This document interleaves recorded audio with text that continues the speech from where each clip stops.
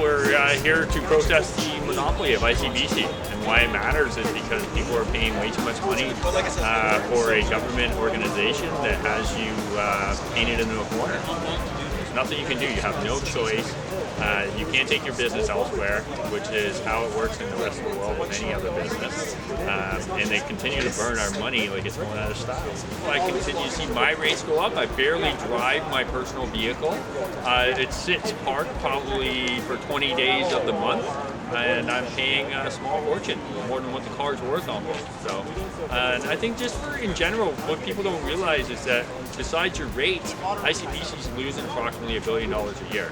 And that's coming out of the taxpayers' pockets. And that's really a big thing for me, is that, the taxpayers are actually subsidizing this failure. A lot of people complain, though, because it's about they're paying too much money or something like that. Or they got really bad service one time. But it comes down to having the choice to leave if you have a bad experience. And we currently don't have that. You know what, to be honest, this is a great event put on by the people in our party. I really like getting out there and driving home the liberty message, but sometimes it's hard to do unless you got good leadership. So I'm glad that this event exists. But all British Columbians kind of would prefer to see a change in this one area in ICBC, an end to the monopoly. Our government continues to prop up this monopoly as well as others, including health insurance monopoly.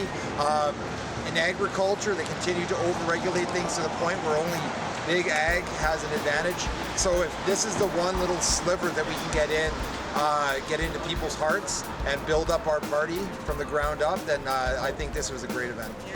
This is maybe the fourth time, something like that, that the BC Libertarian Party has organized a protest in front of ICBC's headquarters here in North Vancouver.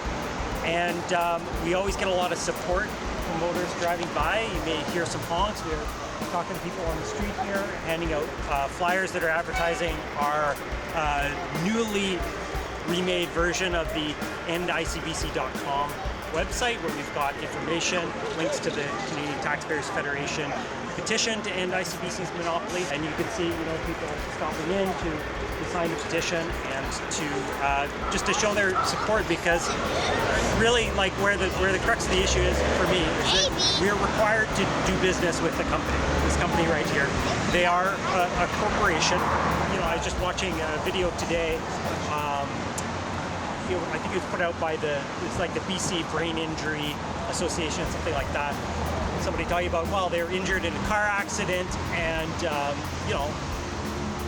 they had to settle for $5,000 for brain injury that's going to affect them throughout their lives, causing pain and suffering, causing them to have a lower level earnings than they otherwise would. So imagine how that guy feels, right? Geez, I really feel like I got screwed by my insurer. I'm going to stick to them and take my business elsewhere. Oh no, wait, you can't. We're here today because something is wrong with ICBC, which is behind us right in here. Consumers should be allowed to buy product from whoever can best provide it. Unfortunately, with car insurance, our government insists that we buy it from one organization, ICBC. And because they insist, we can't tell whether they're doing a good job for us. We want consumers to have a choice, to be able to shop around and find out who might give them a better service. ICBC claims that private companies will cherry pick. They will pick the best customers and leave them with the rubbish. Well, this is what we want private companies to do. If it's true that private companies can cherry pick and offer better products to certain customers, it means ICBC is cheating those customers. We want people to be able to buy the best product, the best service, and ICB is not providing us with this. They're almost 50 years old. They've had 50 years of failure. It's time that consumers are offered a choice. Why do you think this is an important enough issue to bring you all the way from the Fraser Valley to protest? Competition is always important in anything. You can't have monopolies, especially monopolies that lose $1 billion a year of our money. Yeah. And I don't have the money to give away for bloated corporations. Again, I don't want to pay into a pool where either provincial or federal governments can come in and siphon out what they want when they want. Yeah, or as a taxpayer have to backstop this corporation if they can't remain profitable, right? Exactly. If any other company out there would be bankrupt. Instead, we need to subsidize their mismanagement. In the real world, you mismanage, you lose $1 billion, you're out of business. Sorry. Yeah, and that's healthy for the economy in the long run, right? Exactly. Because those inefficient players, they get weeded out, and new and more innovative business models. Like, one thing that just kind of blows me away is you can't renew your ICBC insurance online. Online, yeah. Right? Like, come on, it's 2020. Exactly. Everything else is there. I can check my credit score online.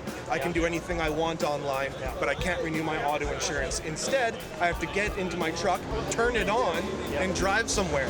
Yeah. So if the government's really green, if ICBC really cares about being green, let's cut down on one less trip that I got to make to and from somewhere.